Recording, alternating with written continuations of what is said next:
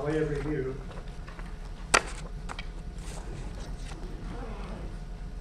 we have we said that the Vanderbilt potential among use and Sutherland potential in verse 6 power attractive force and negative potential. Found that it has these features. The question is, what are the magnitude of this potential parameter and the depth of this well? And where does it cross out there signal? We know how to do that. That's from the Van der Waals B parameter solely. So that's easy.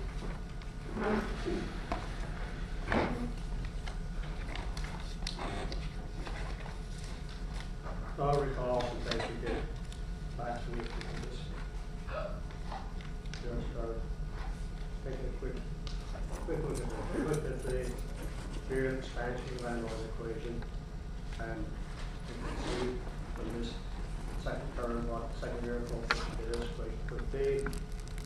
I told you about theoretical expressions of statistical mechanics with secondary coefficient, and to make that more powerful, we saw that it exactly predicted what we expected for a case of simple case of non-attractive hard sphere. So we can use it with a bit of confidence that it might be legitimate. So we set out to find out what happens when the Van der Waals potential in here. And we did that, wound up with the depth of the well, which of course is the C6 over sigma 6, which is the potential energy when the molecules are just touching. Separation distance is equal to the diameter. And we showed that was AK over BR, and that the K over R is reciprocal of the Avogadro number. Well, and the sigma is something we can do about. And mostly did that pretty well. But don't have a question. You know, I puzzled me for 1 or 2 or maybe a few more years. I've tried to teach students something about our best guess of what the world is like, what it looks like to us, how we can interpret it. And it's not the interpretation of molecules or have fixed sizes and they come together and look like touch, either touch or don't touch. That's not the world, is it? I gave some evidence for that. It's familiar to us about compressive liquids and their space. And that they do have forces because there is condensation of gases. But that the molecules at best are squishy, but definitely don't have a fixed size. So ask whether this calculation of the Van der Waals diameter is equal to, greater than, or less than the true diameter. Just blows the mind away. The student tries to tell me that it's one of the numbers, not that there is no true diameter. That's the only answer to that question. All right. So let's practice our dimensional analysis. That would help. We said that line of substance is the depth of this well. Get back here over you have line of substance depth is equal to A. Van der Waals A over B. Avogadro number. Now, this must be an energy. Does that look like an energy? Probably not. Maybe the sun. Most of us can't just glance at that and say, oh yeah, that's an energy. And it has to be if there's equal signs to the field. Let's find out. This is where dimension analysis is useful a lot of times. And let's try. Its dimensions must be those of energy. And you have a sheet of units dimensions. I told you should. So if you don't sleep that under your pillow, at least bring it to every examination. And if you don't know that the dimensions of energy are mass, length squared, inverse time squared, then add it handy and look it up. The dimensions of energy are not kilograms per kilogram meter square per second square. Those aren't the dimensions. Those are some units of it. Those are pascals. It's PSI, it's torr, it's bar, it's a bunch of other things. But those are its dimensions. But this doesn't just jump out at me and say, oh, hell yes, those are the dimensions. But it must be. So let's check it out. So we have A over B, I've got a number. A is expressed in units of pressure times molar volume squared, or some volume squared, over molar volume, and then I've got to do number. Well, if you don't know what the dimensions of pressure are, go look them up. They are not atmospheres, and they're not bar, and they're not these other things. It's N, L minus 1, P minus 2. And dimensions of V squared are length 6 pi. That's molar value, it's inverse mole, second power. And the same thing down here is length cubed and mole. And the Avogadro number here is just mole. It's not molecules or something. It's just a counting number. We have to divide by to get this. So those are the dimensions. You clear them out, you have 10 L squared P minus 2. That is here. That should be common. And when you do that problem 1, see that you do this, you should find something. If I did it wrong, it would let me know, and I will make adjustments. Now that's pretty easy. And I find it comfortable to do this when I'm doing my own professional work, because it's easy to screw up. I mean, it's easy to drop it in. So, let's get back to our study of science. Consider 2 wildly different gases. Oxygen and water, that's steam, if you like. It's called van der Waals gas. We know the value of B. If we know, we measure the value of B, we can determine sigma from that equation. The depth of the van der Waals well is just this constant we don't know the value of, but we do know sigma to 6 pi. But that depth is AB over N. You just say that that's dimensionally correct. So I've written down the values based on those equations and the experimental measurements of A and B for nitrogen and water. And here they all are. I'll post all this. You can look at it and see. It's pretty clear that as far as the attractive forces are concerned, that's what the A parameter comes in. That water's kick-ass compared to carbon dioxide. Well, we expect that. From nitrogen, we expect that. Nitrogen is a little bigger than the water molecule, and because it's just one oxygen atom and 2 little bumps on it for the hydrogen. And so that's borne out in the diameters, the van der Waals diameters, 3.13 and 2.89.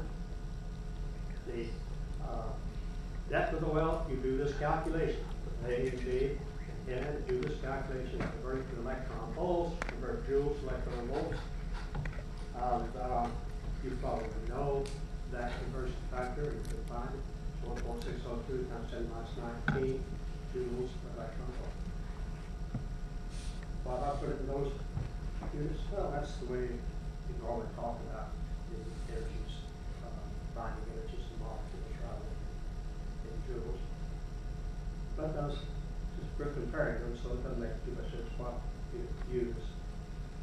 Then C6 is just equal to, it is just, I can solve the equation headed back here what we go with.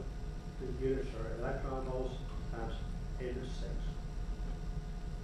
Calculate that out electron volts to see that what nitrogen has a weaker attractive force than does water. Is that surprising? I don't think so. Now I got up early this morning and made these plots right there, right, for these 2 molecules based on those numbers. These all it's derived totally from those two measure parameters, A and B, Van der Waals constants of these gases. And this sort of puts it in perspective. The nitrogen, Van der Waals nitrogen is proved bigger than the oxygen, but the oxygen well is a hell of a lot deeper than the nitrogen well. All right, which, you see all that? Which gas is easier to condense? What does that tell us? We know from experience which is easier to condense, but what does that tell us?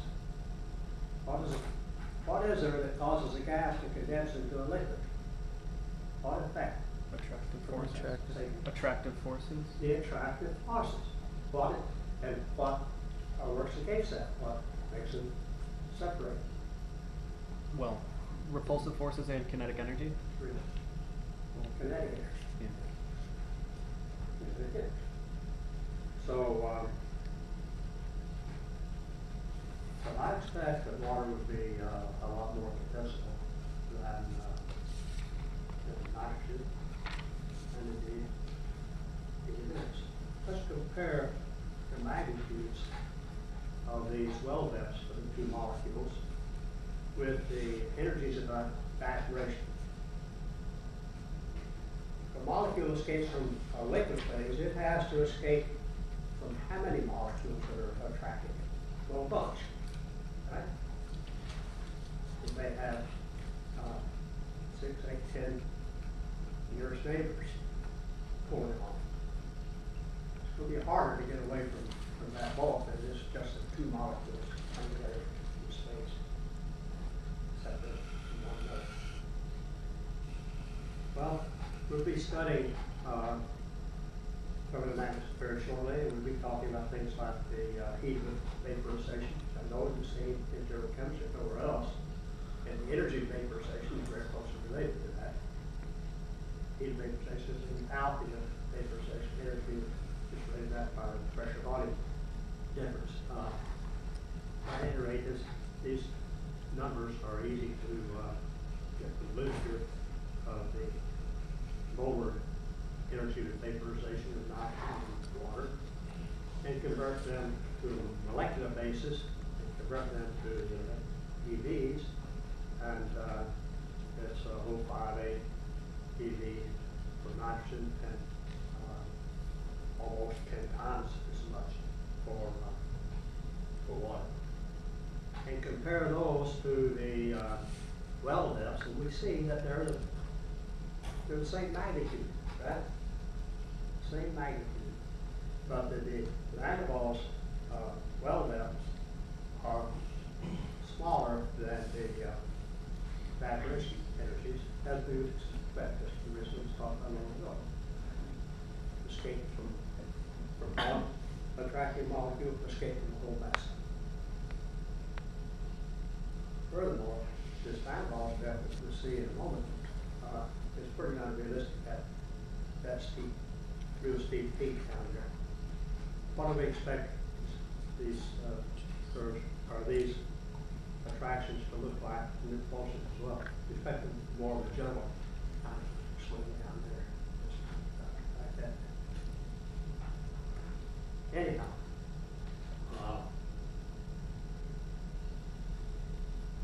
so we see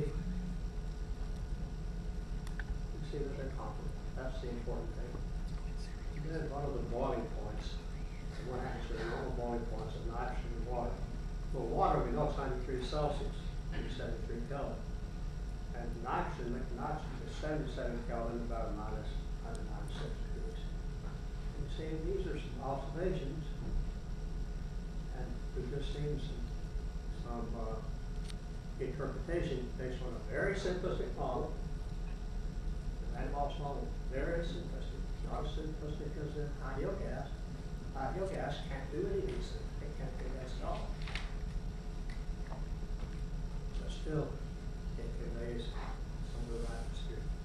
Now, the more advanced models, they do a much better job than the Van der Waals gas, but they're not absolutely true. They're just bad.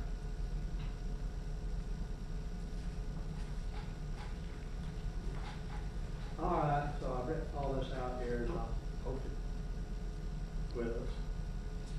I just say that a simple model such as Van Gogh, that it gives the behavior that we just seen is remarkable achievement. Stop to think about it, and we should. Stop to think about it, see we've traveled a pretty good little path in 3 weeks. There have been some mountaintops, and judging from that test we talked about, that a lot of you were in the fog or didn't recognize it, didn't take time to look out with joy. But we have. We just don't show it on there as well. All right. Now you all know that we call Van Gogh forces weak forces, right? Is that familiar? Weak Van Gogh forces. Never heard them. I talk about strong Van Gogh forces. Why do we call them weak? Or the potential is weak? Call weakness is a relative term. Our friends, the physicists, talk about a weak force that makes these look like nothing. Strong force. But everything's relative. So what's the relative? They probably comparing Van Gogh's forces to when we say they're weak. We're comparing them to molecular bonds. That's in chemistry. Those are the forces that are most important things that most chemists talk about. And compared to molecular bonds, chemical bonds, these are wussy. For example, Van Gogh's potential buildup for nitrogen we just saw earlier with 0.37 electron volts. The bond strength of that molecule is 9.6 electron volts. There's a difference of about 260 times. So, Van Gogh's potential is pretty wussy compared to the strength of the bond. And this is the nitrogen bond is one of the strongest bonds in the world, of course, and others are weaker, but they're not that much weaker. It may not be 260 times, it may be 200 times, 150 times, but that's what we call it.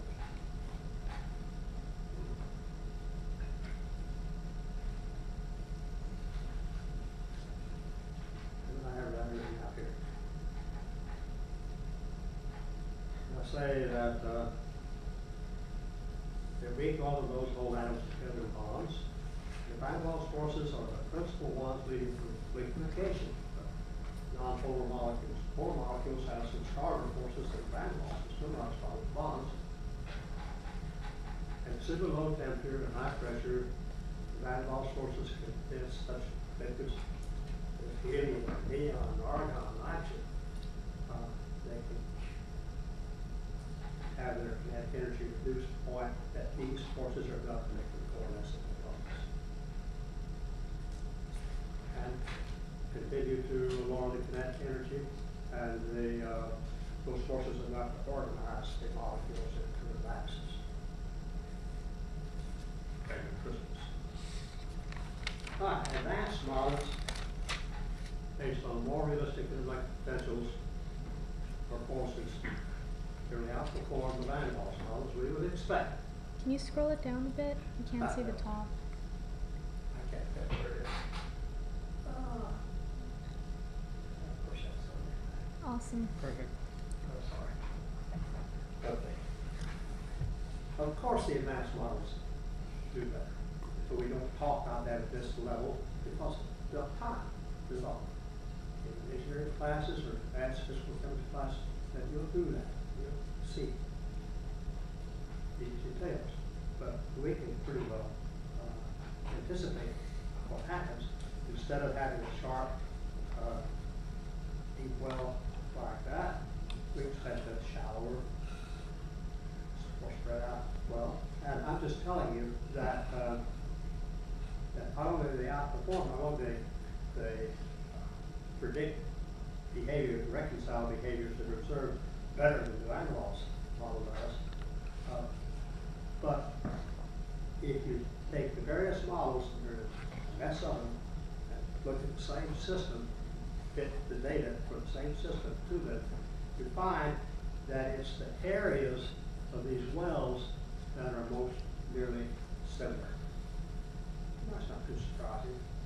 that's sort of a measure of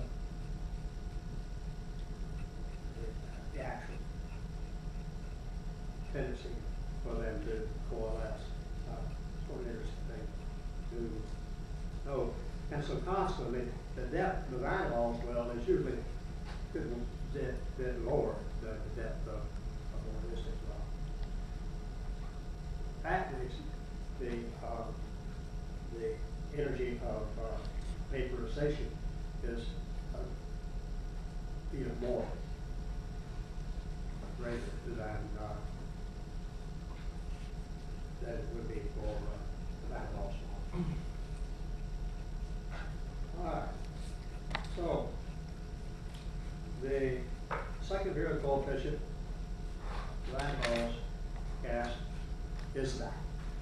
And if we just plot it, it's a hyperbola. It's just simple A over T. That's minus A over T is a hyperbola. It goes to this. Asymptotic goes to 0 down here. Asymptotic goes to some straight line.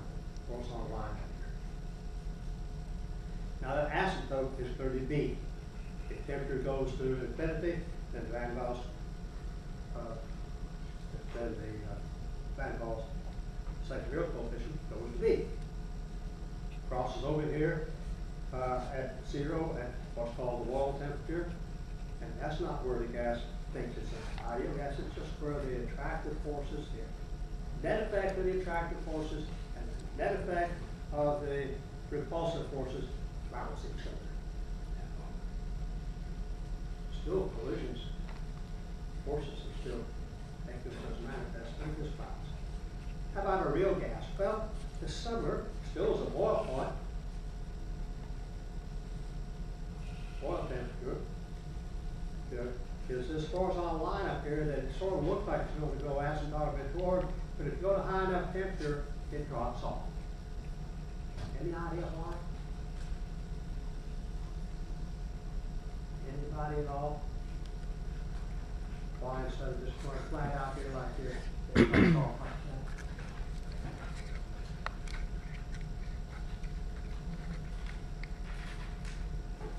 What's different about these curves and propulsion? This one just goes straight up, and this one does what? It goes up with a bit of a negative slope. This is about squishing the molecules as they kind of want to get closer together. They kind of get harder, higher temperature than harder on the average, and they appear smaller. And so the B value appears to get smaller at higher temperature. It's sort of a dumb way to say it. But that means that high enough temperature, this should end at lower.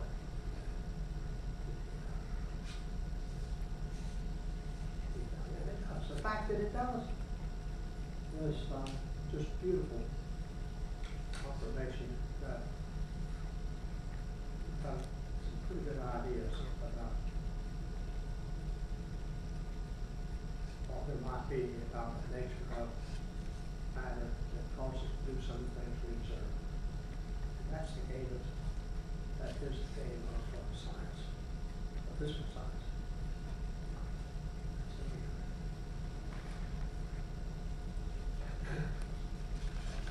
I told you a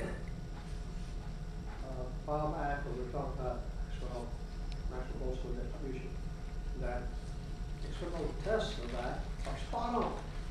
I mean, we cannot find any departures from the predictions of the Maxwell Boltzmann distribution.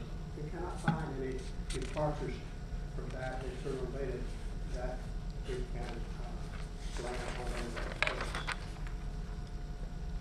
So, good question. Why do real gases with non-zero electron forces obey the Maxwell Boltzmann distribution?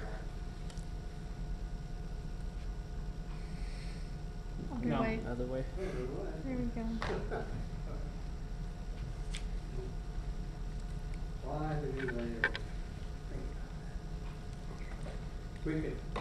You can figure that out, and I will write I'll include this explanation when I post these later today.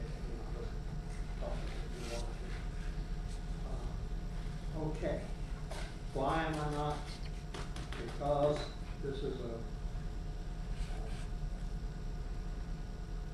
limited time, fixed time program, got lots of stuff to talk about. I can't talk about any of it as much as I would like, as much as I think might be of interest. I'll try to give you a flavor for what science can be and should be, and is, if you let it be, without participating a bunch of memorization. Since you're not quite sure of why you memorize.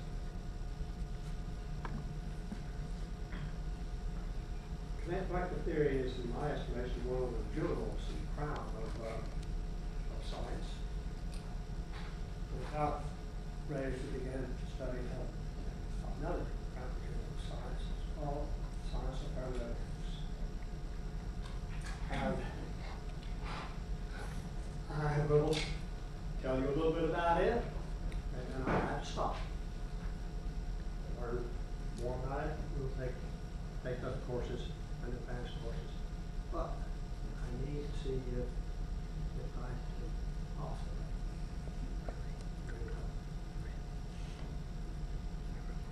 It's like running jewel.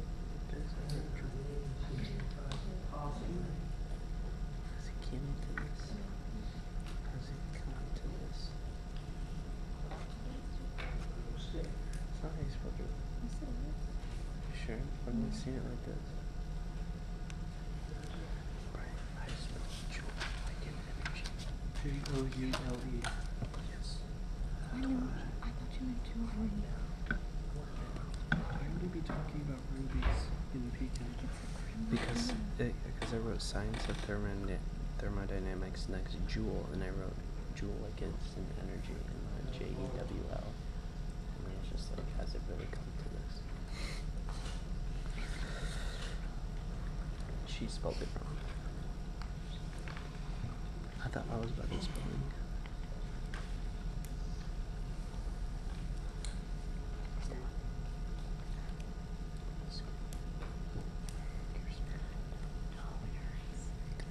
All right. So, I'll use this for a few minutes here. So thermodynamics. New page. Derived from consideration of heat flows. This all be posted on the web, so if you sit there and write it down and pay attention, then that's fine. You'll just write this down. So you know I will get posted. Repeat the word conversion. That was important in our society. Converting energy from one pole to another is of great importance of interest. Mostly the way we do that is taking something that's burnable, burning it, taking some of the heat flow from that, and turning it into a work flow. Heat work conversion. Thermodynamics derived from efforts to do that in mastery. And it was frustrating as hell. Because if you've got a kilojoule of energy in the form of a heat flow, the anticipation was that you could get a kilojoule of work output for that, with maybe a little loss because of frictional forces. But, well, I didn't even complain about that. We'll talk about it. But the success in converting heat flow into work was okay.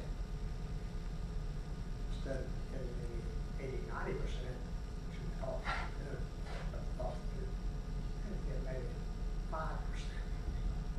And that was frustrating. And trying to understand that helped create the science of thermodynamics.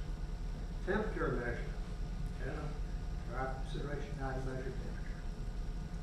Spontaneity of driving force of change. All right, we live in a universe that's undergoing massive change constantly. We live in a little speck of that universe. The earth wants to change is going on constantly. Now, Isaac Newton said that matter systems don't change unless there's a driving force. They stay in their state of rest and they're uniform state of motion till act upon some outside force and act on the forces. There's can promote change. So what drives chemical change?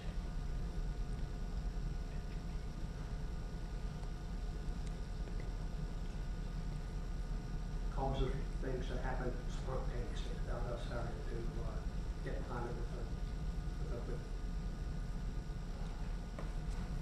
with reversibility. We were taught early on in chemistry that chemical reactions are reversible. You learned in the laboratory when you did your first titrations that you could neutralize a base with an acid, go through an endpoint, go past the endpoint, then back up to it again, and go through it back and forth. And people love to do that because they can see the color change back and forth. And some of these, Mr. Richard, this chemistry exciting. That's not the kind of reversibility we talk about in thermodynamics. That is not. Criteria for reversibility in thermodynamics is that at the end of a process, when the system has changed its state from state 1 to state 2, that it can be returned to its initial state simultaneously with the surroundings being returned to theirs. So we have to have a more global, universal view when we're talking about reversibility. And that's all written, that'll be written out for you in detail. I'm just telling you here, this is a very quick preview of what we'll be talking about. Irreversibility, well, that's not reversible. And that turns out that every change you know anything about is irreversible. You can scramble an egg, you may have done that for breakfast this morning, you can't unscramble it. Well, that's an obvious case. But everything is irreversible. Something, everything. Well, that's pretty good stuff. Equilibrium. Ah, yes. Yes, that's when change is going forward in reverse direction in the same rate, generally. It can be from something just sitting there like a rock, sitting on the ledge of a mountain, sitting there. Called the kinetic molecular theory. And I said it's atomic molecular theory of matter and molecular dynamics based on 4 principles of process. Remember that? You didn't remember that very well. Some of you didn't remember that very well. You take that test on Friday. Because I asked you to identify these statements. Are they either a postulate of the kinetic molecular theory or an implication of the theory? Something that's one is a postulate that the theory demanded, or was it just a false statement? Should have got all those right. Those are three points. Thermodynamics is the sister science, also based on 4 principles. That's just coincidence. We call the laws of thermodynamics. And these models or theories are based on postulates, and those glorious and beautiful ones are based on the smallest set of postulates. Also considering how much they embrace, how much observation they can reconcile. Kinetic molecular theory and thermodynamics are actors of that. Force fields. Okay. Historically, thermodynamics developed without requirement of speculation of structure and matter. I know I said that the fundamental principle of science is that the behavior of matter is governed by structure. We believe that. But thermodynamics grew up largely early in at its beginnings in the 19th century, and back then, the whole idea of where the matter was made by Adam and Roberts was in dispute. Even though John Dalton, who didn't know anything about kinetic vector theory, declared that matter was made of atoms back in 1801 or so. There was still doubt sometimes, lots of people about that. So that's coming along, so it wasn't interpreted first on a molecular basis, but just on the properties of matter, the properties of heat flow. It doesn't matter if you know what that mechanism is. So that's what we now call classical thermodynamics. And that's what we principally will be talking about in this course, but not exclusively. As evidence from molecular, quantum molecular nature of matter accrued, and a richer understanding of these four laws grew and created the scientific discipline we now call statistical thermodynamics. And I alluded to that the other day when I put that in the equation on the board about the secondary coefficient. That was a product of statistical, the kinetic theory, which is statistical theory, but related to statistical mechanics, or statistical thermodynamics and mechanics. Perhaps not surprisingly, the kinetic theory stimulated the development of statistical thermodynamics by interplay within the law, the triad that we should learn something about. That would have been lovely upon that examination. It would have warmed the cockles of an old man's heart. He still had his heart cockles. If anybody just said anything, just even vaguely sounded like we spent 3 weeks right down here at interplay between these two, and the interpretations, kinetic theory, and the observations, behavior of matter, everything, anytime you found some compatibility between some interpretational argument with kinetic theory and some observation in the laboratory, that was evidence that matter is made of atoms, because the theory is unclear. It is the first one. That was it. We spent a lot. We just mentioned 2 or 3. We've got 20 points. I think it said that the observations, many observations made that were compatible with the kinetic theory itself, which is a dominant molecular theory. That would have been wonderful. All right, briefly we're going to review the 4 laws. It's a new study, but just tell you a little bit about it. All right, you say, we're going to have 4 laws. Any intelligent beings would name them the first, the second, the third, the fourth law. Right? But we don't do that. We call it a 0, first, second, third. Now, why the hell is that? That is because, see,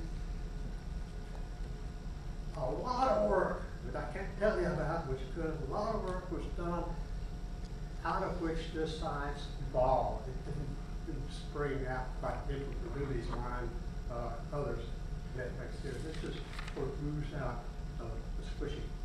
And finally somebody sat down in the late 19th century and said, we got a science here, let's codify it. One of the important principles. They looked around and put them down. There were just 3 of them known at that time. The fourth, which is the third, came later in the 19th century, the also not 19th century. And anyway, when they started to codify them and look at them, they realized, God, there's one thing here that's absolutely essential, but it is so obvious. So any idiot knows it. The third, we've already got 1, 2, and 3 laws. If we say this is the 4th law, which is so obvious, It really looked like a bunch of dumbbells. That's what they did. They call this one. It defines a heat flow. Anybody know the direction of heat flow? On a temperature scale? From hot to cold. From hot to cold. Now, everybody knows. Everybody knows that. Hell. When you were toddler, climb down your crib, crawl around the kitchen, pull yourself up on the stove, platform, put your hand up on there, got the burner on. Ow! Heat blows from that hot thing to me. That's a zero flow. It defines it. We had said how I just did. Establishes the concept of irreversible heat flow. You can't put your hand on a hot burner and make that burner get hotter. It goes one way. It defines relative temperature scales. Well, all right. You not just have absolute temperature scales and you can't get there. First law. First law defines an isolated system. That's a system with a boundary, real or imagined, across which nothing can pass. And that nothing means energy. And that means work. And matter. Nothing passes. It creates a conservation of energy in an isolated system. So you've got an isolated system, universe. The energy is fixed. That's the first law of thermodynamics. The energy of an oscillating system is constant. The energy of the universe is constant as far as we know. What happens? There's life to an oscillating system. It's a big deal. I might tell you. I wish I could tell you that the study of thermodynamics is just the most intellectually thrilling thing to keep anticipating. But I can't get that. Because constant currents in us have some reason to multiply. Don't talk me down. This is the first. It's multiply me down. Conservation theory. That's it. That's it. The energy of the universe is constant. The energy of an oscillating system is constant. So it defines a workflow. Zeroth law defines a heat flow. First law of thermodynamics defines a workflow. That makes it a little worse. Second law of thermodynamics comes along and makes up for all of this. It's called defined dollars. Because it gets really intellectually tricky. I hope. If we get past the jargon. This science is just packed with names and verbs and stuff. You can spend your whole life just never found it out. Never see it. If you really see it. Just like establishes an absolute temperature scale. That's a hell lot better than relative one. Quantifies the restriction on conversion of heat to work. Everybody said that engineers, have to blame you guys, that nobody was doing very well at this. Nobody did fine. And the second law of thermodynamics said, well, this is fine. This is fine. And this is how much you can expect. And you cannot get any more than that. If you can get more than that, you know, if you're 25%, that's all you're going to get under these circumstances, and you get 26%, then you might as well just sit back and not only collect the Nobel Prize, but all the money in the world, because if you can beat the second law of thermodynamics, you can really do something. When the patent office, when the patent law was established in our country, and that was very early after it started.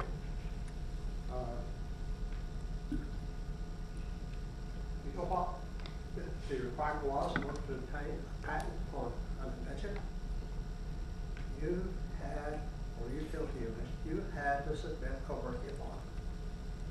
Well, you can see how ridiculous that was, and after a few years, they changed that. She just had this in the drawings and demonstrate what the invention is in a other way. But it didn't change entirely. There's still one category where if you want your patent application to be seriously reviewed and perhaps something awarded, you have to submit a working model. You know what that is? That is on an invention that violates the second law of thermodynamics. Carnot engine? The Carnot engine? Well, the Carnot engine doesn't violate it at all. It's a lovely engine. We'll be talking about that. Doesn't violate it at all. We'll talk.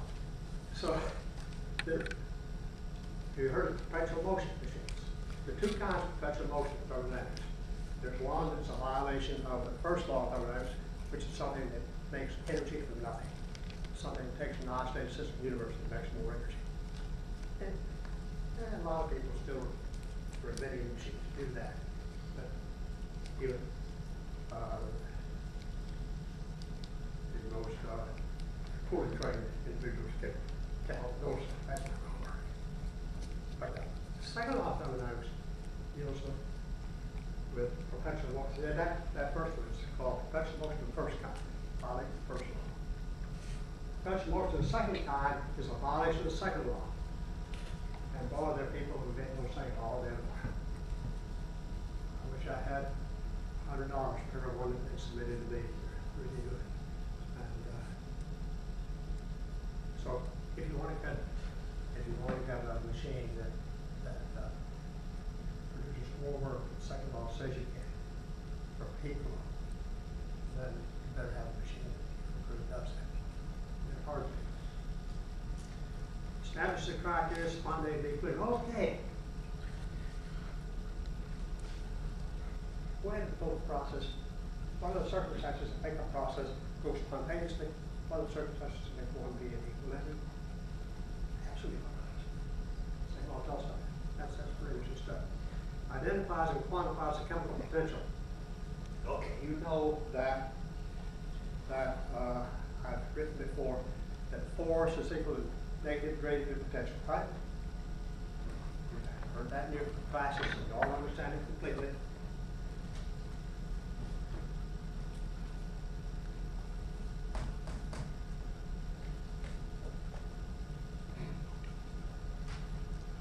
Well, so spontaneous change requires a force to drive it, and chemical change requires a force to drive it. So it isn't surprising that the force driving a chemical reaction, chemical process, is minus the gradient of the chemical potential.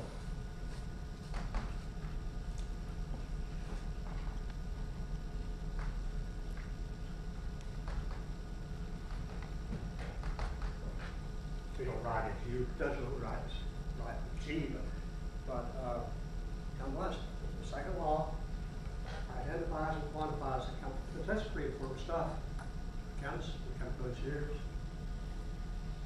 The third law, whoa, this one came along and it quantifies entropy, this strange stuff that nobody seems to understand, which isn't all so strange at all. Lovely stuff. We'll talk about that a little bit. And establishment of the bridge, third law. Establish the bridge between those two things I talked about earlier, classical thermodynamics and statistical thermodynamics. And the third law ties them together deeply. So that's where we're going.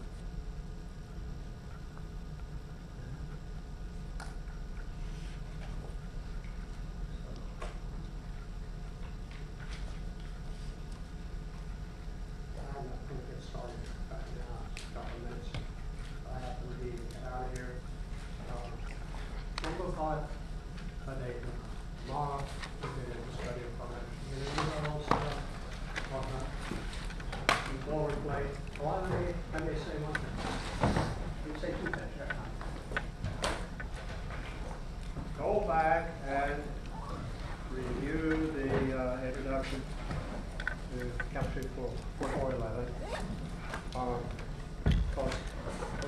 said there that we're gonna need to, and study the, background, mathematical, background, or whatever I call it, for thermodynamics. Study that. You have to know all of that, not this week, all of it, but know some of it. But before you take that next step, unless it's your next time, you have to know it all. Okay? But now, if perchance, and if you got real eager and did that over the weekend, and downloaded and printed out that download and print out the last page, because I made some changes on the last page. If you haven't looked at it, doesn't matter. They're late. All right? But be sure you do that, because you don't, you'll be very, very disappointed in the next examination.